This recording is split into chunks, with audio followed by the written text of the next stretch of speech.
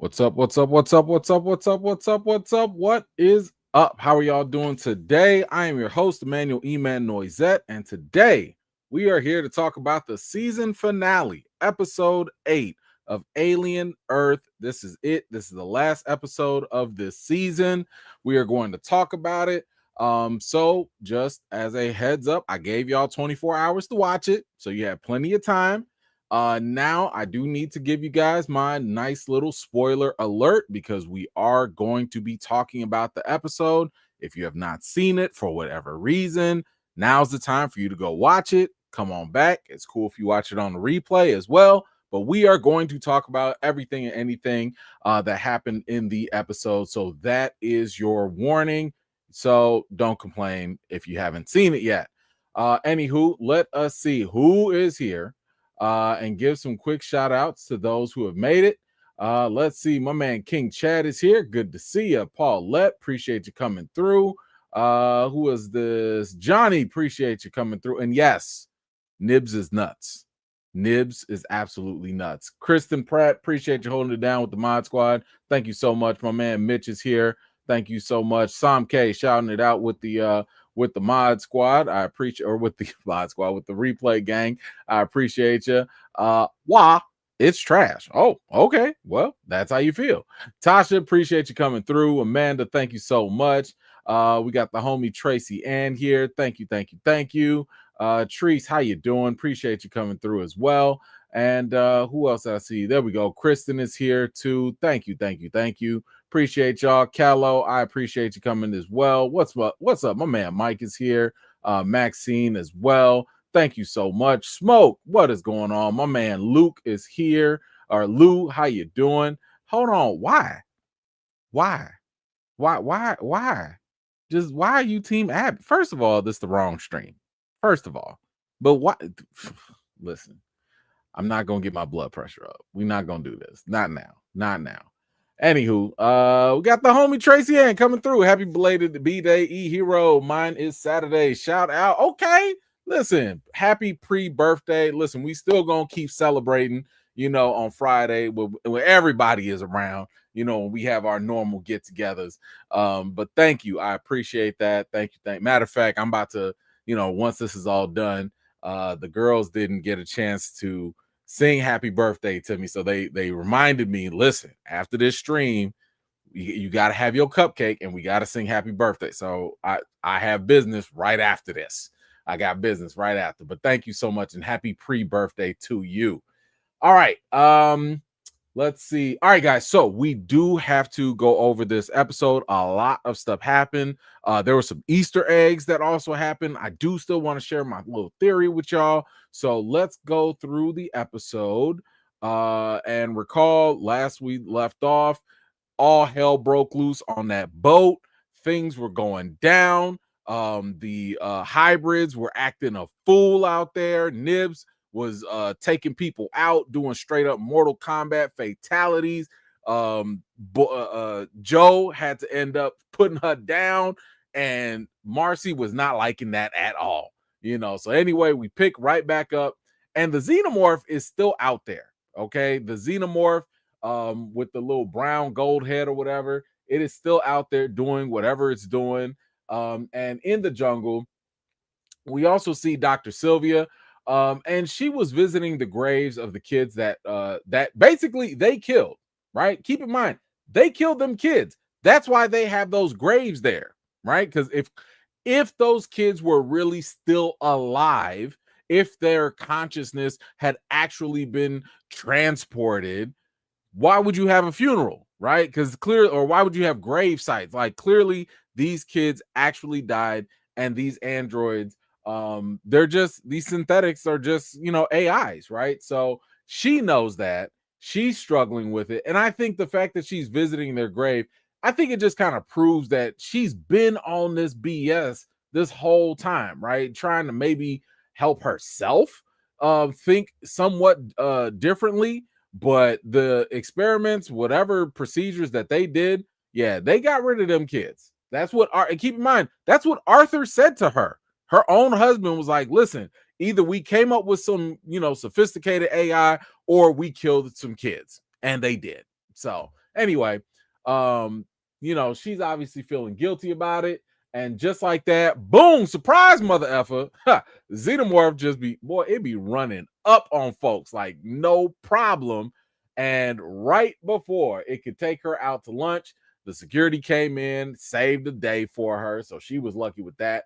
But you can see the Xenomorph is out there taking out all the security one by one throughout the entire island. It is just running around doing all that nonsense and stuff. And you see, we find out that Murrow and his security team, they cut out Prodigy's communication lines, right? So the Yutani group, they're also blocking any satellite communication. So in other words, everyone on this island is basically a sitting duck. They can't call for help. They can't communicate, outside. They can't use no Wi-Fi. Like, they are just sitting there in the middle on this island by themselves, no communication to the outside world.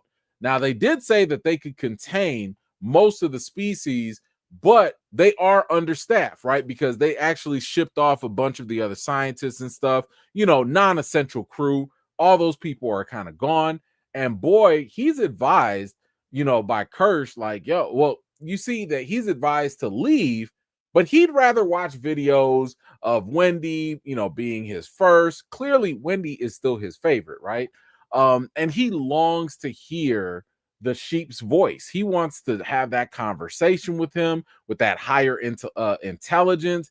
And what's interesting about this, for those of you that have watched Prometheus, this was the same desire by Weyland back in that movie. He wanted to communicate with their creators, aka the engineers. Now, of course, that didn't end up too well for them because they ended up paying a price. And at the same time, like, I don't know, this might be foreshadowing that, when you get too close to the sun, you might get burned, right? So he really wants to have a conversation with this eyeball monster or whatever. And anyway, we also see that the hybrids, they're all being held in this cell, which again, probably can't hold them anyway. And it's interesting here because despite all that's gone down, and even being told by Marcy that they found their own bodies' graves and stuff, Curly is still trying to hold on to this idea that, she's the favorite and she's not really dead, right? She's like, no, I'm right here, right? Her name is Jane, right? Her human self. She's like, no, I'm here. And she can't accept the fact that she is not really an AI with the copy of a child's mind. She even believes, everything that Boy Cavalier has told her. But Marcy kind of tries to destroy all of that. And she's like, listen, Peter Pan's favorite was Wendy until she grew up. And guess what? Prodigy, they don't want them to grow up. As much as they talk about that, as much as they're interested in that, let's be real. They really don't want to do that because these hybrids, they're more useful to Boy and everyone else when they stay in a child's place, right? So, Marcy's already picking up on all of that. Now, after Nib says that they're all basically ghosts, Marcy realizes that it's time for the humans to now become afraid of them because that's what ghosts do. Recall that they are always being monitored and recorded. We've seen them be recorded, or at least we've seen Boy look through their eyes and stuff. And just then, Boy noticed how Marcy is able to communicate. Not only, can she see through the cameras and stuff, but she's able to communicate with the xenomorph from far away. This thing is all the way on the other side of the island. And just because she's able to do her little cuckoo, whatever, she can communicate with this thing. Now, I don't know if this is like, echolocation, or I don't know the technical term for it, but basically she's using this vibration and frequency that probably can't be heard by the average person, or maybe it can only be detected. And that's the way these aliens are able to communicate. But one way or another, that thing travels far and it's got a huge reach. So she's able to do that. And she done turned off all them video cameras. My man was sitting here trying to watch her, and she was like, nah, you ain't paid up your bill yet, right? Your cable subscription has been declined. You ain't paid your bill. Nah, it's cut off, right? Now, Kirsch, keep in mind, he's still in the lab or whatever. But there's something else we have to talk about here. Hold on. Now, one thing that I don't really care for here, I don't know if you want to chalk this up to arrogance or just pure stupidity, but I find it very difficult to believe that this supposed tech genius, Boy Cavalier, he couldn't realize that this was all possible, given all the signs that we've been seeing already. The moment you saw Marcy was able to switch channels. Remember, she was doing this in episode 2, right? She was able to switch stuff. She was controlling stuff all that time. The moment she was able to do that and treat monitors and videos like a remote, you should have assumed that she could also turn stuff off. You didn't, like, she already showed you she had control of stuff. Like, listen, at that point, if I was Boy, I would have been like, nah, bro, like, mission canceled, right? They too smart. Who told them that they can use the remote, right? Now we can't play this game no more. Like, it's too far. You should have shut it down in episode 1, and we should have never had a full season. That's what should have happened. But Boy, I don't know. Maybe he's stupid. Maybe he's arrogant, whatever. But yeah, I just find that really hard to believe that now, look at his face. He's shocked that she's able to turn off the computer screens and stuff. Bro, it's all zeros and ones. What made you think she couldn't hack other stuff? She was already in. Anyway, so Boy is obviously starting to freak out, with all of this stuff going on. And, he checks in with Kirsch.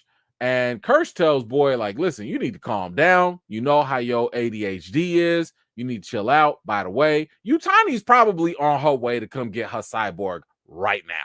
And meanwhile, Marcy, she has turned the tables.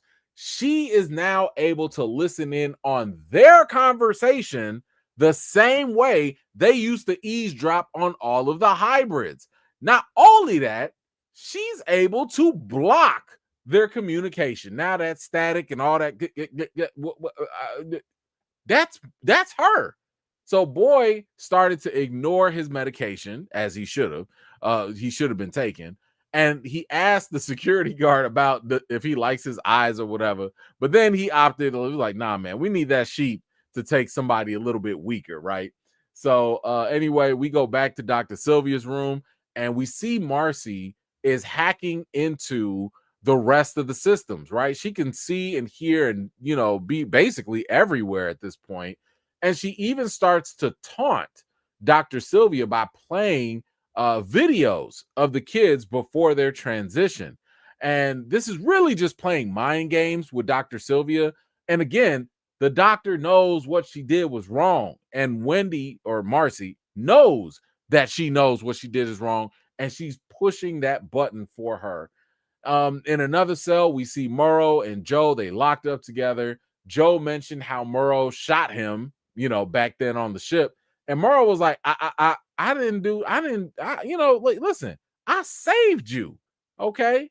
And I like how Murrow is this complicated character. His actions, they come off as though like he's this really, really bad, cold-hearted dude, heartless and all of that. But somewhere deep down, somewhere, he's not that bad. Don't get me wrong. He's bad. But he's not like completely bad, right? He's like, listen, I'm not going to kill you, but I am going to shock the mess out of you and knock you out, right? Like, anyway, he's got like, he also pointed out how Joe has a metal lung and how he's owned by the company and how there's always a price to pay. And, this is just like Murrow.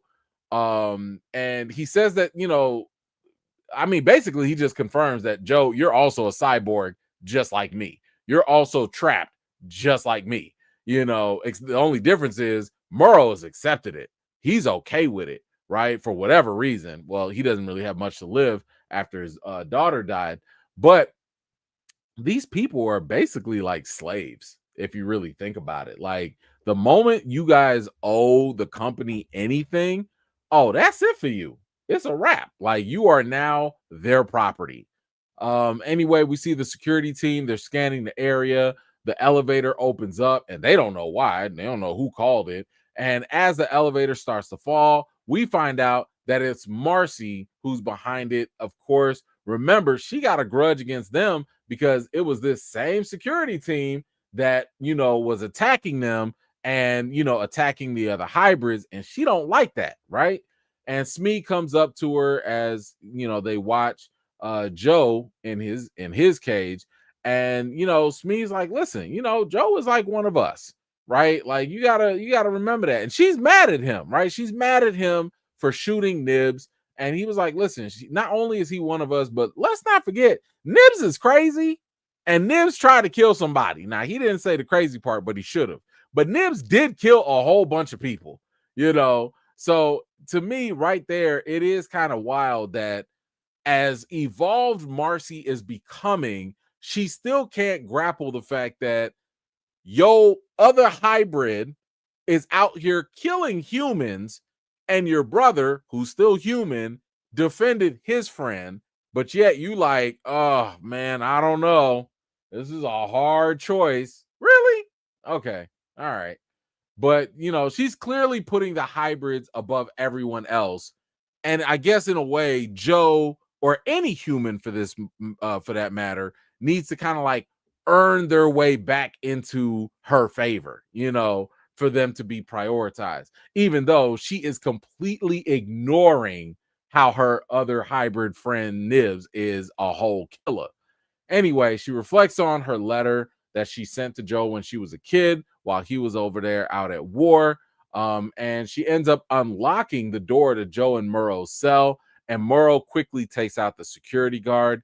And, Murrow, he's like, listen, I got a mission. I'm about to go finish this. And he goes straight to the lab where Kirsch is working. And finally, we get the showdown that's been teased all this time.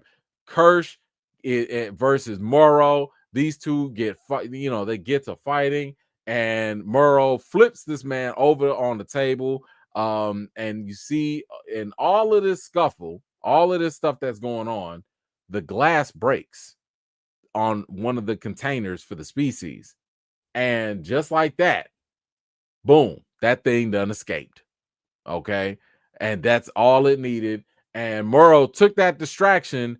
Kirsch took that distraction and knocked out Murrow. Now, real quick, something I just kind of want to point out. I find it very odd that these synthetics that are, they're supposed to be like all advanced, they're androids and all that. Did nobody program these things to know martial arts, to know kung fu? Nothing. Y'all don't know nothing? Really? Okay. Like, I'm just what, like, y'all can't fight? Y'all don't know how to fight? Anywho, I did like this little fight though. Murrow's actually he's a whole lot stronger than I thought. Whole lot stronger. But he did get knocked out by Kirsch in this case. Anyway, this whole thing is being monitored, by Marcy. She's watching all of this stuff go down. Now, Boy does make his way down to the hybrids, and Marcy puts out that call to the xenomorph, and it's already on its way. Now, Marcy, Boy tries to come up and, talk to the hybrids. He's like, basically trying to talk down to them. And Marcy pops that door open like, what you were saying? Huh? What? Huh? Proving that they were never really locked in to begin with, right? Like, she just stays flexing her powers and her abilities at this point. And it's just wild to me, again, that Boy just does not realize that this was all fully capable. But whatever. He tells them the story about how his drunk daddy ended up getting killed by the synth that he made, the synthetic he made, and the security guard, the one security guard that he brought against all these hybrids. Okay, like I don't know what he thought was going to happen. First of all, this security guard, bro, you should have retired early. Why did you not go on that boat and leave? Because this right here was his doom, getting smashed by Nibs. And yes, I don't mean by Snoop Snoop. Like this, she is crazy. Okay, Nibs is a problem, and she had a little bit too much fun taking the security guard out. I don't like it. She needs to be put down. Okay, boy is now starting to realize this is not a good situation for him, right? So he starts running. The hybrids, they break up into a team and they got to go play hide and seek. Now, Adam, he's out there with Joe and he tells him, hey, boy, got a little something that he want to show you. Come on to his office real quick, right? The xenomorph is still making light work of all these security guards. Dr. Sylvia is in her office, and by all people, why does she have to get captured by Nibs? First of all, can we just say, whoever this actress is, can she be in the next Smile movie? She needs to be in any horror movie that's out there. Listen, no makeup, no nothing. This girl is naturally scary. Like she is acting her tail off, but she is scary as hell. Okay, like I would not even want to interview her. Because if she started smiling at me, I'd be like, hey, like, chill out. I like robots. Like, calm down, right? She is just terrifying, and she is playing the hell out this role. Anyway, we see Smee and Slightly. They go into the lab where Kirsch was, and they ended up tying up Kirsch and knocking out Murrow, because basically this is a siege. They're taking over at this time. As they said, it's their time now. And here we go. Adam walks Joe into an empty room, and the container that was holding the sheep is now empty. That's right. The sheep is loose. And if you got a loose sheep, you got a loose Izilla. And that Izilla started coming straight for Joe. This thing was scary. I mean, it was grabbing the handles. It was flying across the room. It was running across that whole container and everything. The fact that this thing ended up in the food containment. Oh, now shout out to Joe. Shout out to Joe, because that man was thinking quick. Okay. He was thinking quick, got into the containment unit, and then this thing outthought him, got in there. Oh, this was intense. This whole scene had me out there thinking like, oh my God, this man's eyeball finna be gone. And luckily for him, Marcy came in and pimp smacked that thing straight to the ground, and just as she was doing that, Adam comes in and knocks Joe out, because what else does Joe do besides get knocked out in this whole series? And the Octo Eye was like, thank you very much. Let me go back and take over Joe. But Marcy was like, nah, not my brother. And straight punted that eyeball across the room like an NFL kicker, just like with ease, straight up ease and precision. And as Adam tried to grab her, she said, red light. And that man froze in his tracks. And yes, we have the final confirmation that yes, indeed, Adam is a synthetic. He is an android, and more than likely, he's probably the same android, maybe the first android that Boy made that probably killed his drunk father. So now we know at least a little bit more about that. We also see that the eye done made a whole escape, right? And that thing is gone. That's a problem. Marcy said that as long as things are on the same network, she can make them do whatever. And, we also get this argument between Marcy and Joe about what happened with Nibs.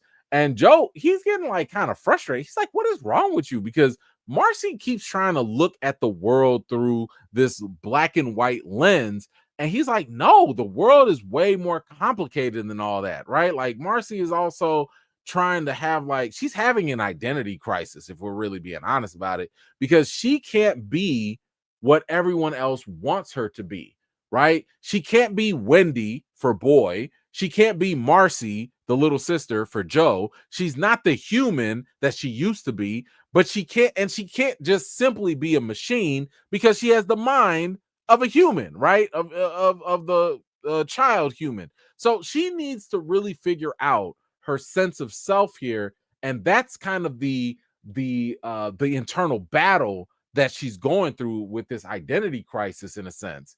So we see here, by the way, she told my man right here, go to sleep, right? She was like, you lay down, I'll come back for you when I need you, right? Anyway, we see Boy is running with a bulletproof vest, and this is where I think we really start to see that he is, I wouldn't say psychotic, but he's on a different mental level at this point. He knows that this is a bad thing, but you see him skipping around. He's on the walkie-talkie calling for security. Hey, anybody that wants to help me, you get like $1 million or whatever, and this right here, I love the cinematography. I love the fact because this is classic Alien, right? This right here is exactly what you would expect from an Alien movie. You got the smoke, you got the backlight, you got the silhouette, and of course, you got a whole alien stalking you, that not only does it stalk you, but bam, surprise, mother effer, I'm right there as well, in your face. Right there. Ooh, this alien was about to take Boy out, but Marcy came in, gave it the command to chill out, but to instead go attack the other security guards. And, Boy, as crazy as he is, he's like, oh, yeah, can y'all help me? And Joe was like, nah, you go to sleep. Gave him a straight boot to the face. Knocked that man out.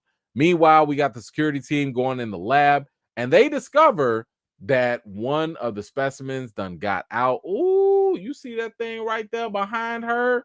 Oh my gosh.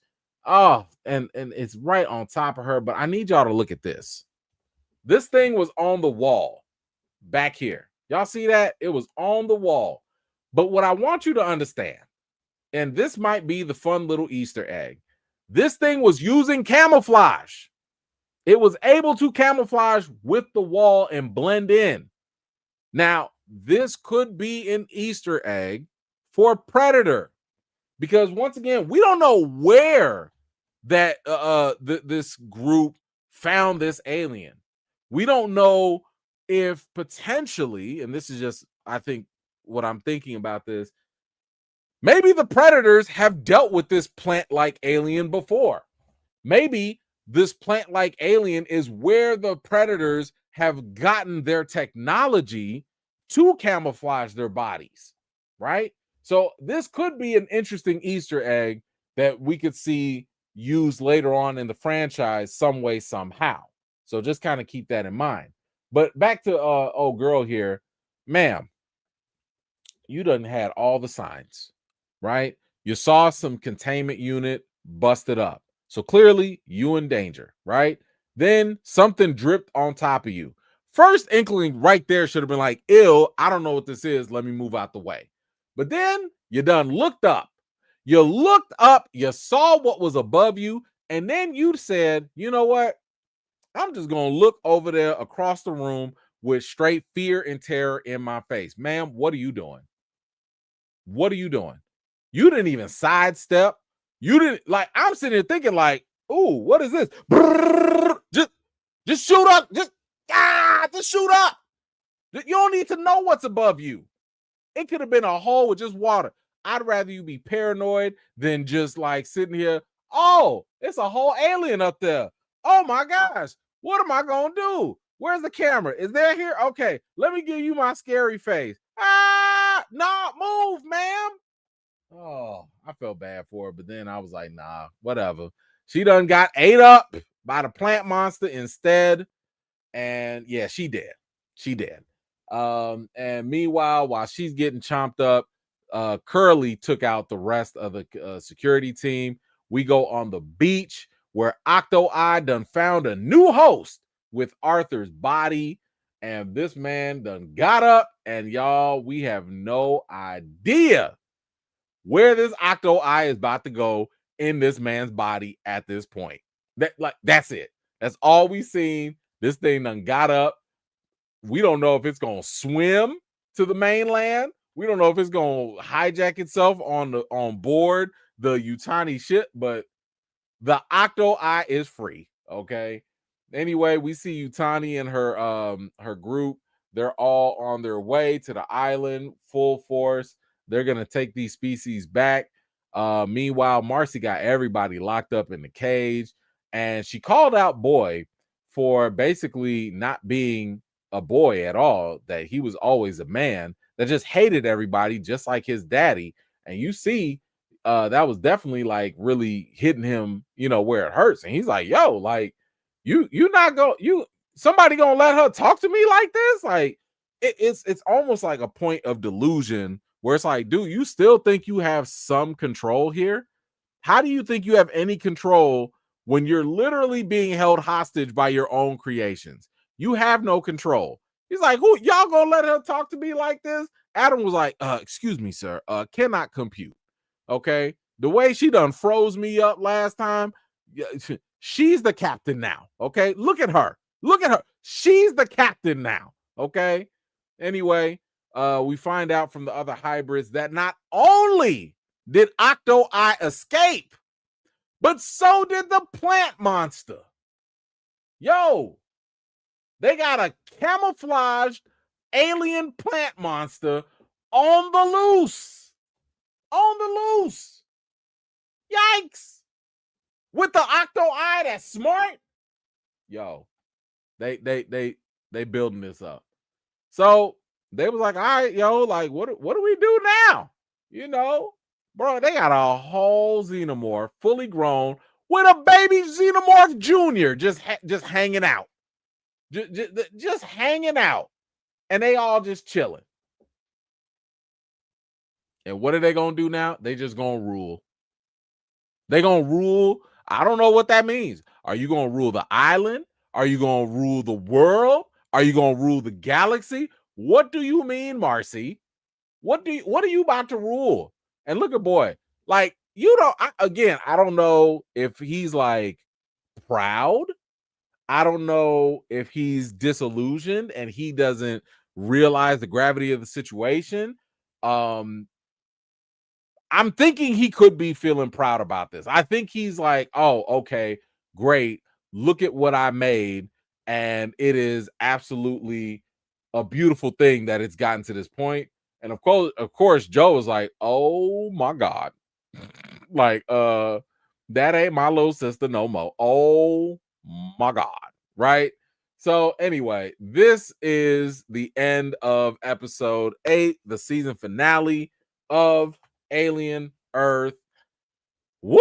Man, they left that sucker on a climax. All right, so now I need you guys let me know, what did you think about episode 8? Give me your score, 0 to 10. I will give you my thoughts while you guys do that. I think overall, this episode did a good job raising the tension. Definitely brought us to a nice climax at the end.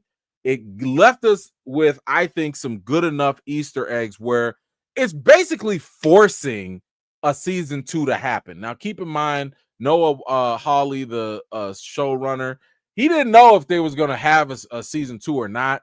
Think about the fact that when we know there are good episodes or good shows, a lot of times they'll be like greenlit in advance. They'll have that opportunity to start planning ahead.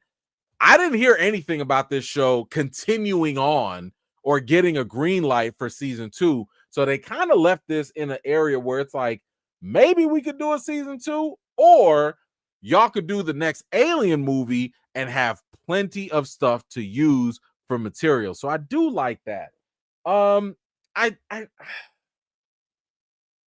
do think that this episode also felt a little rushed. It felt like they wanted to expedite and hurry up and get to the ending a little too fast. I'm a little disappointed with Wendy's mode of thinking, I don't think that was fleshed out good enough, right? I understand that we started to see her grow in her thinking, but I don't think her thinking at this point was developed in an authentic way. I think that they could have probably gone about it in a different way, because it feels like she was just like, "Oh, I'm just about to be 0 to 100." Right? Like, now I went from a kid to let's rule everything. What? How? Why? Where did that come from? How did we get from that, from episode 6 or maybe even 7 to this? So that, I think the writing kind of jumped the gun a little bit in that sense. Cinematography was okay. Like I said, I like the whole backdrops, and I liked how the alien was doing its thing and all that. And I definitely enjoyed the other species. But anyway, I think overall it's not the strongest finale. I enjoyed it. It was cool, but I do think that they probably could have went out a little bit stronger. So I think overall, for this episode, I'm gonna give it, I'm gonna be mean. I think I'm gonna give it a eight. Nah, I'm gonna give it 7.5. I'm gonna give it a 7.5. Yeah, I'm gonna give it a 7.5. Maybe yeah, I'm fine. Whatever. 7.5 for me. Let me see. Where did y'all fall on this though? Um, 7. Okay. 8. 8.5. All right. 9. 6. 8. Okay. 7. 9. 8. 5. 7. 7. Okay. 7.5. 8. Damn, 3. Yikes. 8. 6. Okay. 6. 9. Ooh, we all over the place. Okay. 7. 8.5. 9.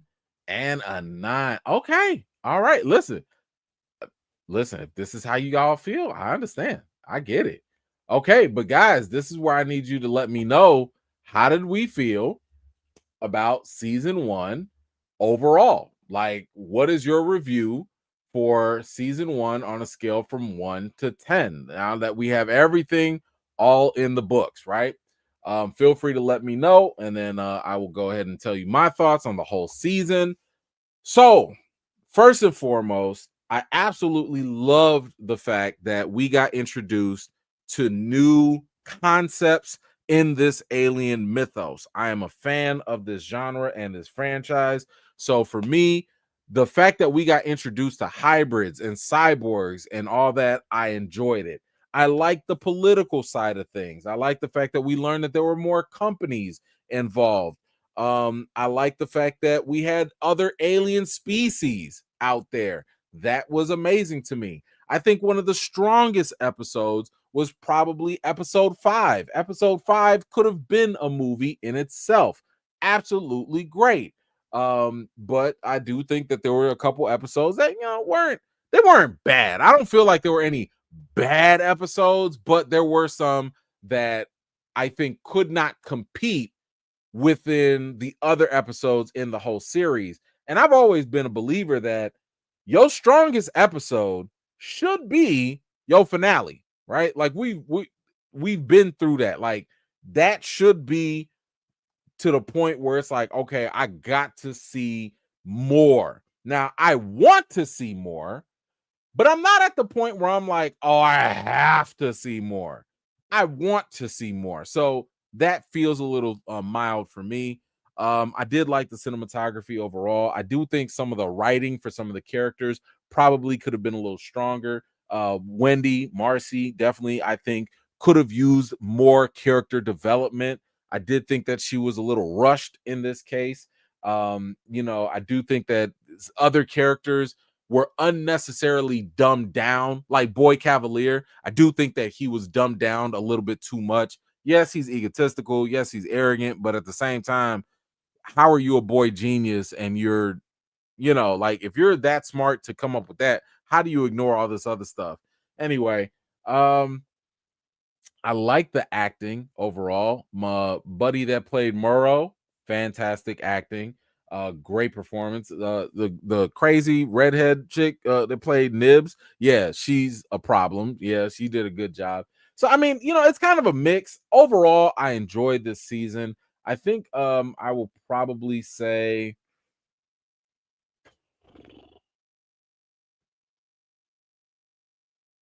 I think I'm gonna give this season an 8.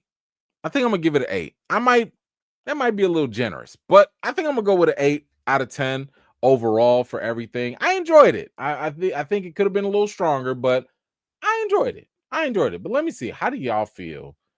Did y'all like this? Did y'all love it? Let me see. I have a 7, a 7, 6.5, a 7, okay, an 8, a 7, 8.5, okay, an 8. I got a 9, a 7.5, 7.5. I love it when we be all over the place. 8.25, 6.5, a 9, an 8, okay, a 6, 7.5. Okay, okay. 8.5. What else? Eight. Hold on. Let me get you here. 8.5, 6, 7.5, 8.5. Okay, an 8 and a 8 and a 7.5. Okay. Hey, fair enough. Fair enough. So I yes, thank you. Somebody reminded me for my theory. The theory is nothing too crazy. It's actually something that I kept thinking about.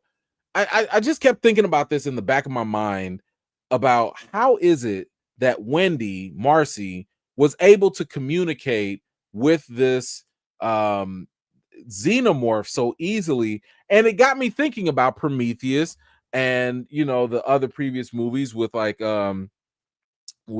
David, how David was able to communicate with an alien covenant. He was able to communicate with these things and do all of this stuff, and they never saw him as a threat. It was almost like they saw these synthetics as one of their own.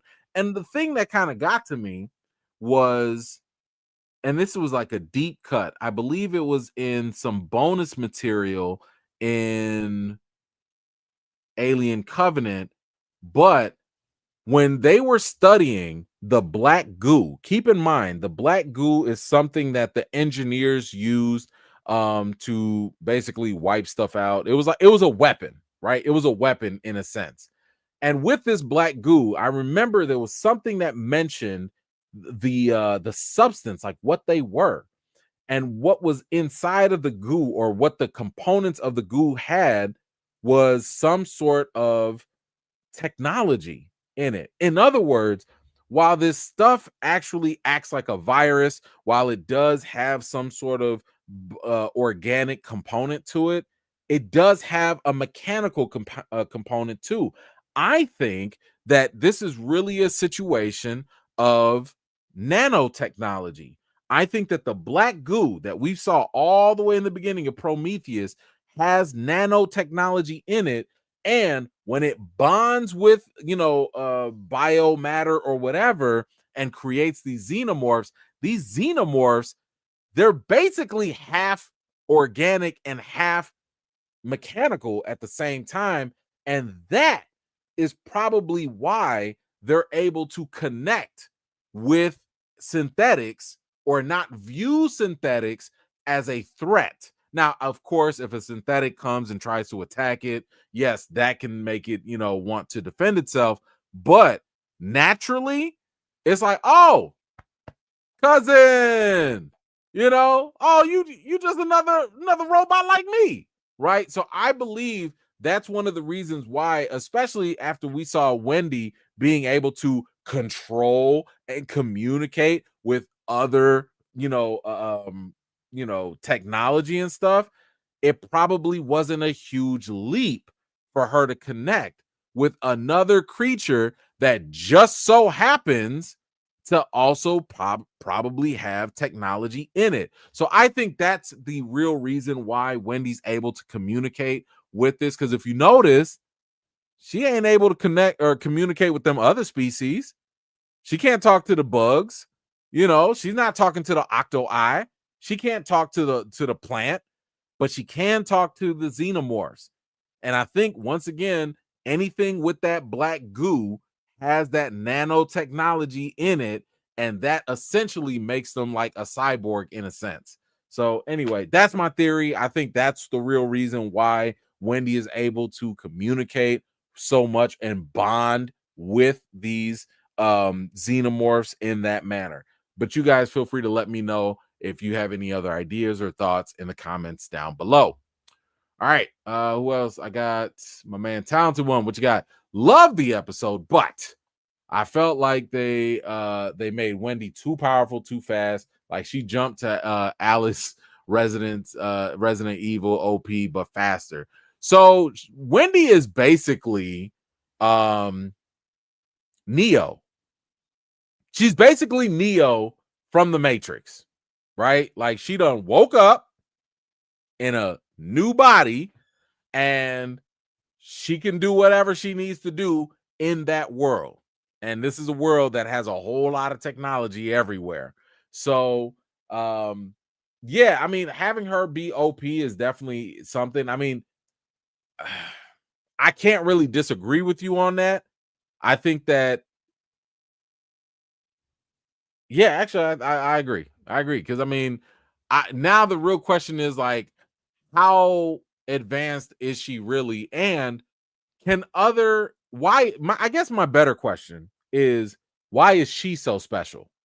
Right? Why is she so special? Because keep in mind, the other hybrids that were just like her could not do half of the things that she does. They can't flip the channels, right? They can't communicate like that to the xenomorphs. This is a whole different thing. So I think the better question is not so much how OP she is. The question is, why is she different than everyone else? That's something the show has yet to really explain. And I'm sorry, just her being first is not enough. But anyway, thank you so much, Talented One. I appreciate you for that. All right, guys, that is it for our coverage for Alien Earth. Thank you so much for being patient with me. I know that I was lacking on a couple episodes, but I caught up. Yeah, I caught up and we're here. We made it. We made it to the end. So thank you so much for that. I appreciate you. Like I mentioned before, we will be coming back. We'll be live on Friday. We'll talk. We'll do a little, we'll meet up or whatever. I don't even know if we have any topics to talk about. Maybe we do, maybe we don't. But I'll definitely go on there. We got to do a little something. It's my birthday week. Okay, I personally don't really count this midweek. Let me tell you something. Having a birthday during the week sucks. Like I'm going to work. What's so bad? I woke up and I forgot it was my birthday. If it wasn't for my little girls, I was like, "Daddy, it's your birthday," and I'm like, "Oh, okay, I gotta go to work." Like I completely forgot. Marvel Zombies. Yes, I do have to talk about Marvel Zombies. I'll give you my thoughts on that at the live stream. So we'll definitely we'll talk about that. We have to talk about that. If y'all have seen it, we gonna talk. But anyway, thank you guys for the warm wishes. I do appreciate that as well. Anyway, you know the routine. Wash your hands, wash your butts, and everything in between. And until next time, I'll see you guys later. Peace.